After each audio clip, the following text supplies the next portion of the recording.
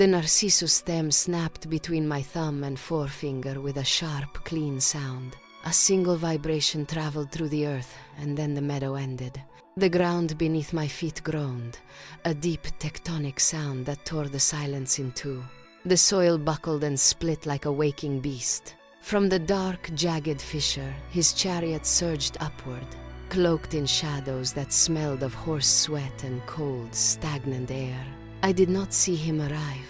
I felt the vacuum of his presence before I saw the hand. His fingers clamped firmly around my waist. It was not a violent strike, but a heavy, possessive grip that left no room for resistance. I screamed, but the sound died in the sudden absence of the sun. The sky above vanished, replaced by a suffocating weight. The light of the world shrunk to a fading pinprick, then blinked out entirely. I was pulled into the earth, falling through a layer of darkness so thick it felt like water. The meadow was gone. The heat of the day vanished. I was trapped in the absolute, crushing silence of the void. The descent ended with a jolting stop. I stood on ground that felt like packed ash, cold and unyielding. The air hit me first. It carried the thick, rotting stench of the sticks, the smell of ancient, stagnant tears, and the heavy, metallic tang of total forgetfulness. I held my breath until my lungs burned, trying to clear the scent from my nose. But the atmosphere here was dense and suffocating. There were no windows. There was no sky. Instead, the palace walls rose up, vast and impenetrable, illuminated only by jagged jewels embedded deep into the stone. They bled a sickly, rhythmic light like weeping sores against the black rock. I reached out, my fingers brushing the wall. It was freezing, a biting cold that seeped into my skin. Every shadow in this room seemed to hold the weight of centuries. I turned, searching for a path back, but there was only the endless, windowless expanse. The silence here was not empty. It was heavy, pressing against my eardrums with the force of a physical weight. I was no longer a visitor. I was a fixture in a realm that had never known the sun. Hades stepped from the shadows. He held out his hand, palm open, cradling a single pomegranate. The seeds were dark, glistening, and as deep a red as the rage I knew my mother would be feeling in the world above. He did not speak, but the intent hung in the air, thick and undeniable. I looked at the fruit, then at him. If I remained empty, I remained a prisoner. If I ate, I became a resident. I was no fool. I knew the rules of this realm better than he suspected.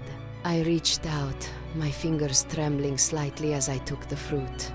The texture was cool, rough against my palm. I raised the seed to my lips. I felt the weight of every choice I had ever made pressed down on my shoulders. I bit down. The juice was tart, sharp, and tasted of earth and iron. I swallowed. Then another, and another. 6 times, the motion repeated. With each seed, a sound resonated through my chest, a heavy, metallic click that echoed deep within my ribs. The lock had engaged. My defiance was now a binding, a permanent mark of my presence here. I looked him in the eye, the taste of the fruit lingering on my tongue, and felt the finality of the choice settle into my bones. The heavy silence of the realm shifted. It no longer felt like a prison, but a landscape waiting to be understood. Hades did not command or threaten. He simply walked, his footsteps leaving no imprint on the gray expanse. I followed him through fields of ash that shifted under my feet like dry silt. Here, the children of the void drifted, silent and translucent, their presence a mere ripple in the stagnant air. He gestured toward them, a brief, fluid motion, introducing me to the stillness. He stopped and turned, his posture rigid as stone. "You are the only one who never flinched," he remarked. His voice was hollow, carrying the echo of a distant grave. I looked at his hands, pale, cold, and still. Then I met his eyes. They were not the black of the abyss, but a bruised, darkening purple, like the horizon at the final moment of twilight. There was no warmth in his touch, yet that look held a strange, unsettling clarity. My fear began to recede, replaced by a cold, sharpened understanding. I was no longer watching a captor. I was observing a king of a realm that had its own quiet, rhythmic pulse.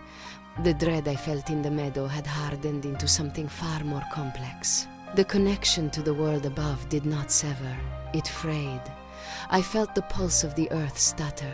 Above, the soil was turning to dust. My mother had begun her work. She ripped the crops from the ground in a frantic, desperate cycle of ruin. She pulled life from the loam to force the world to mourn my absence. I felt the consequence of her rage with a terrifying clarity. Each time a field went barren, I felt the sharp, hollow ache in my own belly. It was not hunger for food, but a weight that pressed against me, like grinding stones fixed into my crown. Mortals were starving. I watched the shadows of the underworld flicker as the surface withered, the two realms suddenly linked by a shared, agonizing depletion. I reached out, pressing my palms against the cold stone of the palace wall, trying to push a signal of peace through the crust of the planet. But my touch was muffled by miles of rock. Her grief was a tidal wave, and I was the anchor dragging the world down into the dark with me. The guilt was heavy, a cold iron band that tightened every time the crops failed. I was the silent witness to a devastation I had not intended, caught between a mother who would burn the world to find me, and a king who simply waited for the fire to go out. The sky above turned the color of bruised iron. The famine had reached the halls of Olympus. A sudden, sharp crack echoed through the throne room as Hermes appeared, his winged sandals still dusted with the golden pollen of the upper world. He brought no greetings, only the cold, unyielding decree of Zeus. The debt had to be settled. I stood before the iron gate, the air between us vibrating with the force of an impending cosmic law. Hades remained motionless, his presence as steady as the bedrock beneath us. We stood in the center of a silent assembly, the terms laid out like a verdict. 4 months below, 8 months above. The negotiation was not a request. It was a cage refashioned into a calendar. I looked at the dark, still expanse of the underworld. Then toward the shimmering, distant threshold of the surface, the pact was sealed in silence. My return to the light was no longer an escape, and my descent was no longer a theft. It was a rhythm, a cycle of life and decay carved into the foundation of nature itself. The agreement took hold, shifting the very atmosphere, anchoring my life to the turning of the seasons. I possess 2 homes now. One thrives in the blinding light, and the other dwells in the profound hush. My mother calls it a theft. My husband calls it a rescue. I call it a choice. A woman can love the one who took her and still despise the cage she occupies. Both truths exist at once. Do not pity me. I am no longer a lost girl. I am a bridge. The living tremble at death, but I walk between the 2 realms like a door swinging freely on its hinges. I have learned that the dark is not empty, it is patient. It waited for me to grow into the quiet authority of this throne. Now, when the time comes to leave the light, I do not look back with regret. I look forward to the silence. Every spring, the narcissus blooms again in the meadow where this story began. I arrive at that threshold, see the white petals, and I reach down. I crush the stem under my heel as I descend. That is the secret. The flower does not blame the earth for swallowing it whole. Neither do I, and as I step into the fissure, the ground closes behind me. I return to my kingdom, not as a captive, but as the architect of my own divide. You made it. Now act, like, subscribe, bell, and hype. Comment your take. Epic Mythos Unveiled is grateful for myth seekers like you. This is Epic Mythos Unveiled. Thanks for watching.